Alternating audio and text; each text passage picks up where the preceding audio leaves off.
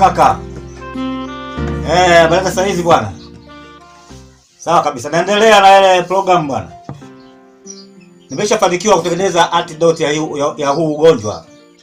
Lakini sasa nataka nikwambie jambo moja. Unanisikia vizuri? Sasa hii programu hii tunatakiwa tuwe makini sana katika mipango yetu hii. Ina maana tuwe makini kwa sababu adui zetu wakijua haya mambo, basi hiki kirusi kitaenea nchi nzima.